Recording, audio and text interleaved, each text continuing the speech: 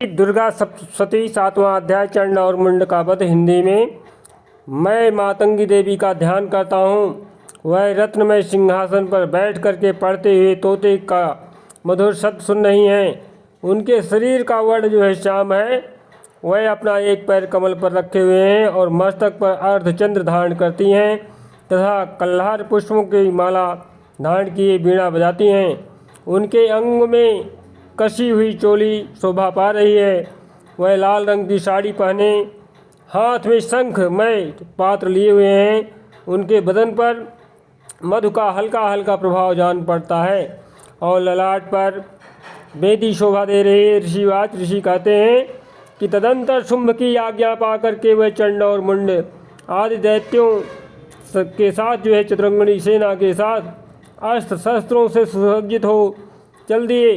फिर गिरिराज हिमालय के सुवर्ण में ऊंचे शिखर पर पहुंच करके उन्होंने सिंह पर बैठी देवी को देखा। वह मंद मंद मुस्कुरा रही थी। सिंहस्योपरि शैलेन्द्र श्रृंगे महतिकांजने। उन्हें देख करके दैत्य लोग जो है तत्परता के साथ उन्हें पकड़ने के लिए उद्योग बना रहे थे। किसी ने धनुष तान लिया, किसी ने तलवार संभारी और कुछ लोग जो है देवी के पास आकर खड़े हो गए। तब अंबिका ने उन शत्रुओं के प्रति जो है बड़ा क्रोध किया। उस समय क्रोध के कारण जो है उनका मुख काला पड़ गया, ललाट में भौहें टेढ़ी हो गई और वहाँ से वह तुरंत विकराल मुखी काली प्रकट हुई। जो तलवार और पास लिए हुए थी वह विचित्र खड्वांग धारण किए और चीते के चर्म की साड़ी पहने नर मुंडों की माला से विभूषित थी। उनके शरीर का मांस सूख गया था, केवल हड्डियों का ढांचा था। जीभ जो है लपाने के कारण वह और भी डरावनी प्रतीत होती थी। उनकी आंखें भीतर की ओर धंसी हुई और कुछ लाल थी। वह अपने भयंकर गर्जना से संपूर्ण दिशाओं को गुंजा रही थी। बड़े बड़े दैत्यों का वध करती हुई माता कालिका देवी बड़े वेग से दैत्यों की उस महान सेना पर टूट पड़ी और उन सबको जो है भक्षण करने लगी। जय माता। इस तरह से जो है वह पार्श्व रक्षकों, अंकुशधारी महावतों, योद्धाओं और घंटा सहित कितने ही हाथियों को एक ही हाथ से पकड़कर मुंह में डाल लेती थी। इसी प्रकार वो है घोड़े, रथ और सारथी के साथ रथी सैनिकों को मुंह में डालकर वह उन्हें बड़े भयानक रूप से चबा डालती थी। किसी के साथ पकड़ लेती और किसी का गला दबा देती थी, किसी का बाल पकड़ती थी।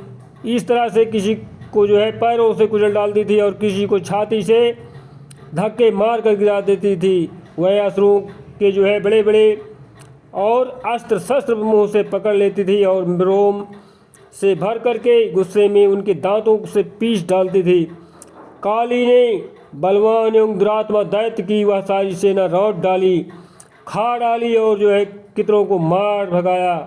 कोई तलवार के घाट उतार रहे थे और कोई मांस कट कट कट कट बोल रहे थे। कोई खड़वांग से पीटे गए और कितने ही असुरों के दांतों के अग्रभाग से कुचल करके जाकर मृत्यु को प्राप्त हुए। इस तरह से देवी ने असुरों की उस सारी भयंकर सेना को क्षण भर में मार गिराया। यह देख चंड उन अत्यंत भयानक काली देवी को देख करके उनकी तरफ दौड़ा तथा महादैत्य मुंड ने भी अत्यंत भयंकर बाणों से वर्षा की तथा 1000 बार चलाए हुए चक्रों से उन भयानक नेत्रों वाली देवी को आच्छादित कर दिया। वह अनेक चक्रों के साथ देवी के मुख में समाते हुए ऐसे जान पड़ रहे थे कि मानो सूर्य के बहुतेरे बादल जो है मंडल में मंडरा रहे हैं और मंडलों में बादल के उदर में प्रवेश कर रहे हैं। तब भयंकर गर्जना करते हुए काली माता ने अत्यंत रोष में भर करके विकट अट्टहास किया। उस समय उनके विकराल बदन के भीतर कठिनता से देखे जा सकने वाले दांतों की प्रभा जो है वह अत्यंत उज्ज्वल दिखाई देती थी। देवी ने अपनी बड़ी तलवार हाथ में ले हंग का उच्चारण करके चंड पर धावा बोल दिया और उसके केस बाल पकड़कर उसी तलवार से उसका मस्तक काट डाला। सांद्रवी टीकाकरण ओम छिन्ने श्रेष्ठ दैत्येन्द्र चक्रे नादम सुभैरवम तेन तेन तैव नादेन महता त्रिशम भुवनत्रयम। इस प्रकार से जो है माता आदिशक्ति ने चंड को मार गिराया। यह देख करके मुंड भी देवी की ओर दौड़ा। तब देवी ने रोष में भर करके उसे भी अपनी तलवार से घायल करके जो है धरती पर सुला दिया। महापराक्रमी चंड और मुंड को मारा गया देख मरने से बची हुई बाकी सेना भय से व्याकुल होकर के चारों ओर भाग गई। तदंतर काली ने चंड और मुंड का मस्तक हाथ में लिया और चंडिका के पास जाकर के प्रचंड अट्टहास करते हुए कहा, देवी मैंने चंड और मुंड नामक इन दो महापशुओं को तुम्हें भेंट किया है। अब युद्ध यज्ञ में तुम शुंभ और निशुंभ का स्वयं ही वध करना।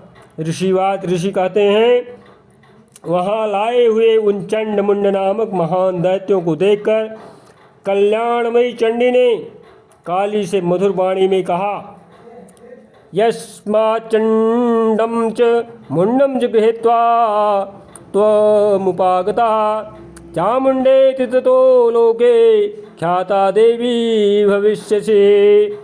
देवी तुम चंड और मुंड को लेकर के मेरे पास आई हो, इसलिए संसार में चामुंडा के नाम से तुम्हारी ख्यात होगी।